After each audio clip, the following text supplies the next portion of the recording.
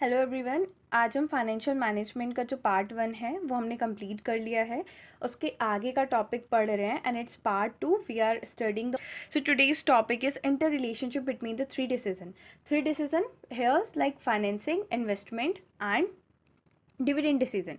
So let's see कि किस तरीके से जो इन्वेस्टमेंट डिसीजन है वो इन्फ्लुएंस करता है डिविडेंड डिसीजन को और फाइनेंसिंग डिसीजन को। अब देखो, मैंने कहीं पे इन्वेस्ट किया है, कहीं भी आप इन्वेस्ट करते हो तो आप किस होप से करते हो, आप इतना रिस्क उठाते हो तो इसीलिए ना कि आपको रिटर्न मिल सके। अब अगर आपकी इन्वेस्टमेंट का जो रिटर्न है वो कंटिन्यूस बेस पे है कि आपको कॉन्स्टेंटली प्रॉपर रिटर्न मिल रहा है, सो आप जो डिविडेंड प्रोवाइड करोगे वो भी कॉन्स्टेंट होगा। बट अगर आपका जो रिटर्न है वो फ्लक्चुएटिंग है, सो आप जो डिविडेंड प्रोवाइड करोगे वो भी फ्लक्चुएटिंग होगा। आपके पास अगर पैसा अच्छा आएगा तो आप कंटिन्यूसली एक इंक्रीजिंग ऑर्डर में डिविडेंड प्रोवाइड करते रहोगे। लेकिन अगर आपके पास एक टाइम पे ज़्यादा पैसा आया, अगली बार कम पैसा आया, सो आप उसी बेसिस पे डिविडेंड प्रोवाइड करोगे ना। Second, how the investment decision influence from a financing decision. देखो, अब इन्वेस्टमेंट का क्या साइज़ है और क्वालिटी ऑफ रिटर्न क्या है इन्वेस्टमेंट की। अब क्वालिटी ऑफ रिटर्न क्या होता है ये कॉन्सेप्ट आगे आएगा, बट मैं आपको अभी एक्सप्लेन कर देती हूँ। क्वालिटी ऑफ रिटर्न का मतलब होता है सर्टेनिटी, कि कितना सर्टेन है कि रिटर्न आएगा। So size of investment and certainty of the return पे डिपेंड करता है कि हमें उसे कौन सी सोर्स से फाइनेंस करना है। अब अगर बहुत सर्टेन इन्वेस्टमेंट है और साइज ऑफ इन्वेस्टमेंट भी छोटा है, सो हम शॉर्ट टर्म डेट लेके भी उसे फाइनेंस कर सकते हैं। बट अगर इन्वेस्टमेंट ह्यूज है और अनसर्टेनिटी भी ज़्यादा है तो ऑफकोर्स हम लिक्विडिटी रखने के लिए लॉन्ग टर्म डेट लेंगे। डिसीजन, अब जब भी हम let's see how the dividend decision is influence by the financing and investment. देखो, ये इसका रिलेशन बिल्कुल सेम ही रहेगा। जिस तरीके से कि हमें जो भी प्रॉफिट आया है एज ए रिटेन्ड अर्निंग रखना है या फिर एज ए डिविडेंड देना है, वो डिसाइड करने में हमारा फाइनेंसिंग डिसीजन हेल्प इन्फ्लुएंस करता है डिविडेंड डिसीजन को और डिविडेंड पॉलिसी को। नेक्स्ट, अगर हमारे पास इन्वेस्टमेंट की अपॉर्चुनिटी अवेलेबल है तब तो हम डिविडेंड कम प्रोवाइड करेंगे, लेकिन अगर नहीं है तो हम डिविडेंड ज़्यादा प्रोवाइड करेंगे। In this way all threes are inter related. Basically financial management का जो ओवरऑल ऑब्जेक्टिव होता है it is to maximise the owners fund, but हमने इसको दो टर्म में डिवाइड किया है, that is profit maximisation and wealth maximisation. क्या होता है प्रॉफिट मैक्सिमाइजेशन का मतलब होता है कि हम प्रॉफिट क्या होता है, पहले profit is equals to revenue minus expense. So profit maximisation मतलब कि हमने अपना प्रॉफिट ना बहुत ज़्यादा इंक्रीज़ करना है। अब क्यों करना है, इसके जस्टिफिकेशन है कि वाई। अब आपको पहले भी पढ़ा होगा आपने पिछली क्लासेस में कि अगर हम सिर्फ प्रॉफिट मैक्सिमाइजेशन पे ध्यान देंगे, ये एक अनसोशल कॉन्सेप्ट है, इमोरल है, हमें सोशली भी तो बिजनेस रिस्पॉन्सिबल होता है, but still here I am talking like profit maximisation is required. So there are some justification for it. First, in a competitive market only those firm survive which are able to make a profit. आपको पता है कि market कितना competitive है। सो अगर आप profit नहीं maintain करोगे, अगर आपका प्रॉफिट नहीं होगा तो आप सरवाइव कैसे करोगे। अच्छा, आप पहले जब अपना बिजनेस स्टैब्लिश कर रहे हो तब आपने अपनी तरफ से फंड इन्वेस्ट कर दिया, पैसा लगा दिया, but doesn't it make sense कि आप बार बार अपना ही पैसा उसमें डाले जा रहे हो, आपको कोई प्रॉफिट नहीं हो रहा है। अगर प्रॉफिट नहीं होगा तो री इन्वेस्टमेंट कैसे होगी, आप सर्वाइव कैसे करोगे। So to survive in a competitive market we need a profit. Second, this objective led to efficient allocation of the resources. अगर प्रॉफिट हो रहा है तो इससे ये पता चल रहा है कि हमने अपना फंड कितने इफेक्टिवली एलोकेट करा, एक्टिवली अपना जो फंड है वो एलोकेट करा है। It lead to maximising the social welfare. अब सोशल वेलफेयर को कैसे मैक्सिमाइज कर रहा है, आपके पास प्रॉफिट आ रहा है, if you gain the profit, so business have the different responsibility towards its stakeholders like customers, suppliers and government also. देखा कि मैंने प्रॉफिट मैक्सिमाइजेशन की बात तो की, चलो ठीक है, बट स्टिल हम वेल्थ मैक्सिमाइजेशन की बात भी करने वाले हैं। सो माइट बी क्या ये है कि कुछ ना कुछ तो लिमिटेशंस रही होंगी ना, जिसकी वजह से हम प्रॉफिट मैक्सिमाइजेशन से डायरेक्ट वेल्थ मैक्सिमाइजेशन पे आ रहे हैं। So first one is ambiguity. Ambiguity का मतलब होता है ओपन एंडेड, कि आप उसे ना कैसे भी इंटरप्रेट कर सकते हो, एक प्रॉपर ना सेंस नहीं है उस चीज़ का। जैसे कि if I talk about the profit, what is profit for me might be different profit for you. जैसे कि प्रॉफिट क्या, ग्रॉस प्रॉफिट कि net profit. By the way, gross profit और नेट प्रॉफिट में ये डिफरेंस होता है कि ग्रॉस प्रॉफिट में डेप्रिसिएशन इंक्लूडिंग होता है, बट नेट प्रॉफिट में डेप्रिसिएशन इंक्लूड नहीं होता। अच्छा, प्रॉफिट बिफोर टैक्स कि प्रॉफिट आफ्टर टैक्स। क्या अगर मैं प्रॉफिट बिफोर टैक्स लूँ और प्रॉफिट आफ्टर टैक्स लूँ, so value will be the same? Really? Of course not.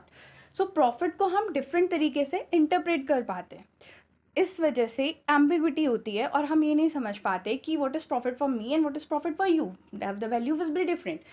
Second, the benefit of time. So basically the benefit of time होता है, profit maximisation जो है वो इग्नोर करता है differences in a time pattern of benefit receive from investment proposal और a course of action. However, the benefit received today according to the concept of time value of money are more valuable as those of received in a future, and due to their reinvestment ability, the risk and loss of the purchasing power due to inflation. अब देखो, अगर आप ना इसको एक example से समझो, मानो मेरे पास दो इन्वेस्टमेंट है, investment A and investment B. To be keep it simpler, investment A में भी मुझे 2 लाख रुपए इन्वेस्ट करने हैं और इन्वेस्टमेंट बी में भी मुझे 2 लाख रुपए इन्वेस्ट करने हैं. अभी डिफरेंस आ रहा है, सुनो. लेकिन इन्वेस्टमेंट ए मुझे पहले साल में 50,000 रुपये एज अ रिटर्न देती है, बट पहले साल में मुझे इन्वेस्टमेंट बी ने कोई रिटर्न प्रोवाइड नहीं करा. ठीक है, दूसरे साल में इन्वेस्टमेंट ए मुझे 20,000 रुपये रिटर्न देती है और इन्वेस्टमेंट बी मुझे दूसरे साल में 70,000 रिटर्न देती है. अब आप ये कहोगे कि इन्वेस्टमेंट से रिटर्न तो आपको 70,000 ही मिल रहा है ना, फिर क्यों ही एग्जाम्पल. सो बेसिकली सुनो, जब इन्वेस्टमेंट ए ने मुझे 50,000 स्टार्टिंग में रिटर्न दिया था, इन्वेस्टमेंट बी ने मुझे कुछ नहीं दिया था. सो क्या मैं इस इन्वेस्टमेंट ए का जो रिटर्न है 50,000 वो कहीं और इन्वेस्ट कर सकती हूँ? ऑफ कोर्स कहीं और इन्वेस्ट कर सकती हूँ ना, लेकिन इन्वेस्टमेंट बी ने तो मुझे कुछ रिटर्न दिया ही नहीं.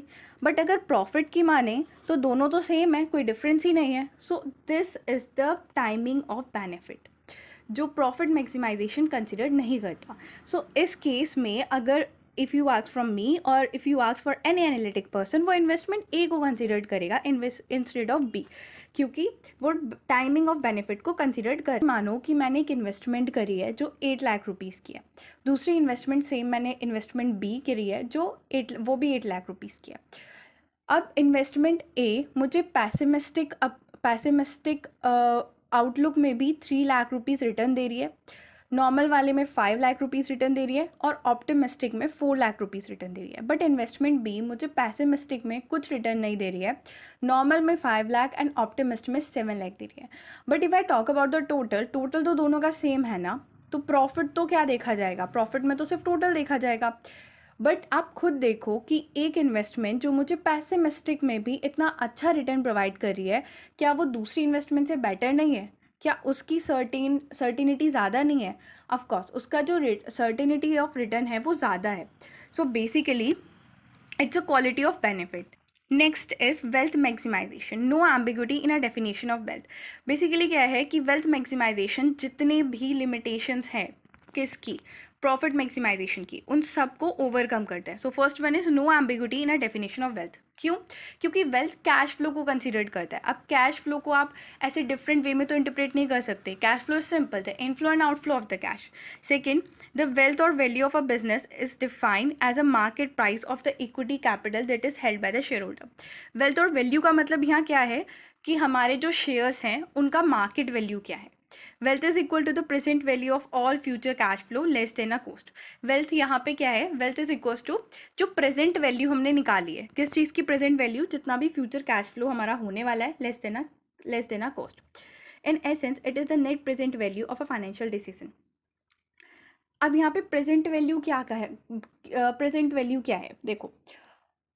हमने पहले आपने लीज अकाउंटिंग पढ़ी होगी, उसमें क्या होता था कि हम प्रेजेंट वैल्यू निकालते थे, मतलब फ्यूचर में जितना कैश इनफ्लो होने वाला है वो प्रेजेंट में उसकी वैल्यू क्या है वो हम निकालते हैं. और ये कैसे निकाला जाता है, by using a discounting rate. इसका एक फॉर्मूला होता है 1/1+r to whole to the power n. इसकी हेल्प से हम प्रेजेंट वैल्यू या एन्युटी फैक्टर्स निकालते हैं और उनकी मल्टीप्लाई हम कैश फ्लो से करके उसका अमाउंट निकालते हैं. बेसिकली ये फॉर्मूला कोई नहीं पूछने वाला है, ना ही कोई कैलकुलेशन पूछेगा. इट्स जस्ट कि मैंने आपकी अंडरस्टैंडिंग के लिए बता दिया. Here I kept the difference between the profit maximisation and the wealth maximisation. मैंने इसको बहुत सिंपल रखा है, जो भी मैंने ऊपर एक्सप्लेन किया ये वही सब है. Let me read out. Based on, first of all profit maximisation profit पे बेस्ड है, wealth maximisation cash flow. Perspective, profit maximisation short term पर लेता है, शॉर्ट टर्म पर्सपेक्टिव कंसिडर करता है, और वेल्थ मैक्सिमाइजेशन लॉन्ग टर्म. अब शॉर्ट टर्म और लॉन्ग टर्म कैसे देखो, ऐसा हो सकता है कि प्रॉफिट आप ऐसे तो नहीं करते ना कि 4 साल का प्रॉफिट मैक्सिमाइज करना है। Of course it doesn't make sense. आप प्रॉफिट मैक्सिमाइजेशन ऐसे ही करते हो कि इस साल का प्रॉफिट मैक्सिमाइज करना है। सो मतलब आप एक ईयर को कंसिडर कर रहे हो। ऐसा भी हो सकता है ना कि आप इस टाइम पे कुछ ऐसे डिसीजंस लो जिससे आपका इस साल का प्रॉफिट तो मैक्सिमाइज हो जाए, but later on next year का प्रॉफिट आपका, प्रॉफिट छोड़ो, लॉस भी हो जाए। सो प्रॉफिट मैक्सिमाइजेशन सिर्फ शॉर्ट टर्म परस्पेक्टिव कंसिडर करता है, बट वेल्थ मैक्सिमाइजेशन आपका लॉन्ग टर्म परस्पेक्टिव कंसिडर करता है। Time value of money is not considered here considered. मैंने अभी तुम्हें ऊपर बताया कि वेल्थ मैक्सिमाइजेशन प्रेजेंट वैल्यू निकालता है of the future cash flow और उसमें से कॉस्ट माइनस करता है। सो मतलब वो time value of money considered करता है एंड रिस्क एंड रिटर्न भी कंसिडर करता है। मैंने इसको बहुत सिंपल रखा है कि आप पढ़ो और आपको याद हो जाए। मैंने ज़्यादा चीज़ें इसमें नहीं कंसिडर करी because you might forgot. Financial decision and risk return trade of. Now what is risk and what is return? Risk का मतलब होता है अनसर्टेनिटी, यही होता है ना। सिंपल लेमैन लैंग्वेज में तो इसे अनसर्टिनिटी बोलते हैं। बाकी risk is viability between the viability of the expected return and the actual return, कि आपने कितना एक्सपेक्ट किया था रिटर्न और कितना आपको मिला है, उसके बीच का जो डिफरेंस होता है वो रिस्क होता है। और रिटर्न का मतलब क्या होता है कि आपने इन्वेस्टमेंट करी, उससे आपका कितना इनफ्लो हुआ है, कितना आपको पैसा मिला है, that is return.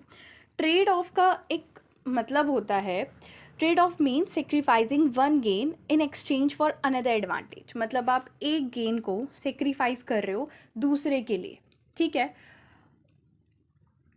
So risk return trade off का मतलब होता है कि balance between the risk and return. आपने कोई एक इन्वेस्टमेंट करी, आपने पढ़ा होगा ना, higher the risk higher the potential of return, कि आपने जितना ज़्यादा रिस्क लोगे उतना आपको रिटर्न मिलने के चांसेस हैं।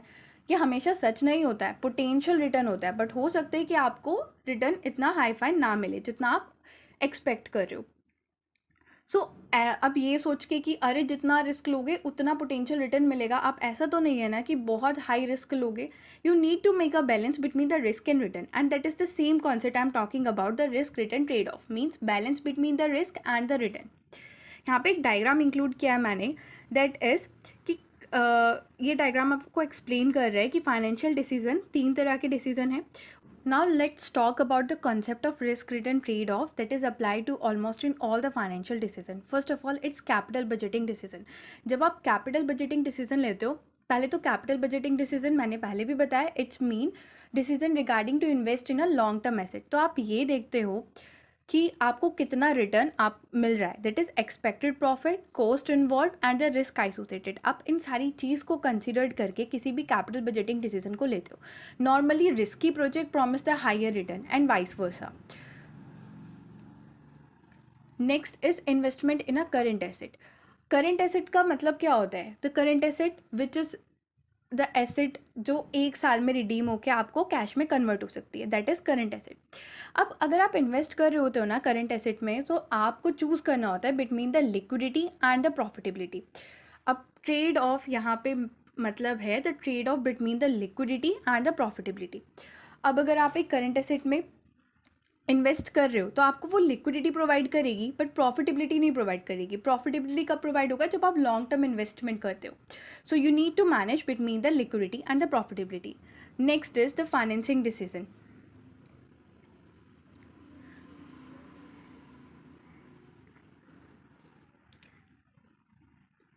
आपको पता है हमारे पास 2 सोर्स होती है फाइनेंस की, first is debt and second is equity.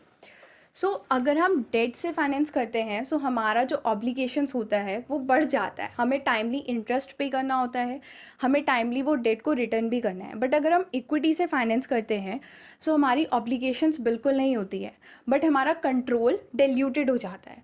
So in a financing decision we need to trade off between the control and the obligations. Look at the diagram. Here's one of the manager who is just thinking about how can I benefit myself and these are the shareholders. Agency problem समझने से पहले ये समझते हैं what is the agency relationship. Agency relationship occur when a principal hires an agent to perform some service. Basically agent कौन होता है? Agent वो पर्सन होता है जो प्रिंसिपल के बिहाफ पे काम कर रहा होता है। जब एक पर्सन किसी दूसरे पर्सन को ये अथॉरिटी प्रोवाइड करता है कि वो उसके बिहाफ पे काम कर सके, वहाँ पे एजेंसी रिलेशनशिप अराइज होता है। The agency problem arise when there is a conflict of interest between the need of principal and the need of agent. अब एजेंसी प्रॉब्लम क्या होती है? एजेंसी प्रॉब्लम तब अराइज होती है जहाँ पे जो प्रिंसिपल है उसका इंटरेस्ट कॉन्फ्लिक्ट करता है विद द एजेंट इंटरेस्ट. अब आप सोचोगे एजेंट को तो वैसे भी प्रिंसिपल ही अपॉइंट करता है तो वो उसे हटा सकता है बट कई बार ऐसा होता है कि वो कॉन्फ्लिक्ट इंटरेस्ट कर जाता है और हटा भी देते हैं. That is different concept. Now in a corporate enterprise principal would be the shareholders, individual or institution that legally own the shares in a company and managers are the agent. अब अगर corporate enterprise की बात करो तो यहाँ पे जो principal है वो कौन है? शेयर होल्डर्स है. And who are the shareholders? जो शेयर्स होल्ड करते हैं and the real owner of the company. And managers are the agent. अब आपको पता है कि यहाँ पे 2 टायर सिस्टम चलता है जहाँ पे जो मैनेजमेंट है वो किसी और के हाथ में है एंड ऑनरशिप किसी और के हाथ में है. इसी वजह से जो एजेंसी प्रॉब्लम है वो अराइज होती है. अब इस एजेंसी प्रॉब्लम को सॉल्व करने के ना वेरियस वे भी हैं. जैसे कि देखो यहाँ प्रॉब्लम क्यों हो रही है? क्योंकि ऑनरशिप और मैनेजमेंट अलग अलग है. डोंट यू थिंक कि अगर हम मैनेजमेंट को ही ऑनरशिप प्रोवाइड करें थोड़ी तो उससे काम बन सकता है? Okay, let talk about the compensation. अगर हम कॉम्पनसेशन प्रोवाइड कर रहे हैं मैनेजर को तो इससे एजेंसी प्रॉब्लम ना कई हद तक डिल्यूटेड हो सकती है. अब आपको कॉम्पनसेशन का मतलब ये नहीं है कि उनको सिर्फ पैसे देने हैं. आप कॉम्पनसेशन में उन्हें इक्विटी ग्रांट कर सकते हो, आप शेयर्स ग्रांट कर सकते हो. तो अगर उन्हें कंट्रोल मिलेगा तो वो और अच्छे से और कॉशियसली वर्क करेंगे और इंटरेस्ट जो होगा वो कॉन्फ्लिक्ट में नहीं जाएगा. दूसरा, अब क्योंकि एक जो शेयर होल्डर होता है वही मैनेजर्स को अपॉइंट करता है. सो अगर आप देख पा रहे हो कि कंपनी के इंटरेस्ट में अगेंस्ट कॉन्फ्लिक्ट में जा रहा है मैनेजर का इंटरेस्ट, सो आप उन्हें डरा भी सकते हो कि अगर हमने आपको हायर करा है तो हम आपको फायर भी कर सकते हैं. Second, the control. You must grant some right and control to the manager. Like आप उनको जितनी हो सके इक्विटी प्रोवाइड करो, कंपनी का थोड़ा कंट्रोल दो. कंट्रोल का मतलब ये नहीं कि आपने उन्हें पैसा ग्रांट कर दिया बहुत सारा कि हाँ ठीक है आप पूरी कंपनी का कंट्रोल रखो. कंट्रोल इन द सेंस कि आपका जो इंटरेस्ट है, आपका मतलब जो शेयर होल्डर्स का इंटरेस्ट है और मैनेजर का इंटरेस्ट है, उसे कॉन्फ्लिक्ट ना करके उन्हें कोलैबोरेशन में लेके आओ. ताकि अगर manager against the interest of share holders work कर रहा है सो वो उसके अगेंस्ट में भी होना चाहिए. अब यहाँ पे मैं एक एग्जांपल देती हूँ कि how the agency problem arise. कौन सी ऐसी सिचुएशन होती है जहाँ कॉन्फ्लिक्ट ऑफ इंटरेस्ट अराइज करता है. पर आपने मर्जर का केस तो सुना ही होगा. उसमें क्या होता है कि एक फर्म दूसरी फर्म के साथ मर्ज हो जाती है. अब in a case of merger, like अगर अमलगेशन या मर्जर होता है, उस केस में जो मैनेजर्स होते हैं उनको हटा दिया जाता है, सिर्फ शेयर होल्डर्स ही रहते हैं. सो अगर शेयर होल्डर्स ही रहते हैं, अब हो सकता है कि मर्जर शेयर होल्डर्स के लिए बेनिफिटेड हो but it hampered the security, job security of a manager. So हो सकता है कि मैनेजर इसके लिए अप्रूवल दे ही ना, क्योंकि उसकी जॉब तो चली जाएगी ना. So has the conflict of interest. Second example, जो डिविडेंड होता है शेयर होल्डर्स का, उसका अप्रूवल ग्रांट तो शेयर होल्डर्स ही करते हैं बट डिसाइड कौन करता है? इनिशियल डिसीजन जो होता है वो मैनेजमेंट के हाथ में होता है कि मैनेजर इनिशियली डिविडेंड डिसाइड करेंगे. देन शेयर होल्डर्स मीटिंग्स में, that is annual general meetings में, शेयर होल्डर सिर्फ उसे कम कर सकते हैं, उसे बढ़ा नहीं सकते. माइट पॉसिबल कि शेयर होल्डर्स को ज़्यादा डिविडेंड चाहिए हो बट मैनेजर ने उसे कम ही दिया है. So there also exist a conflict of interest. So इसी के साथ लेक्चर हुआ ख़त्म. Thank you for your patience. Bye bye.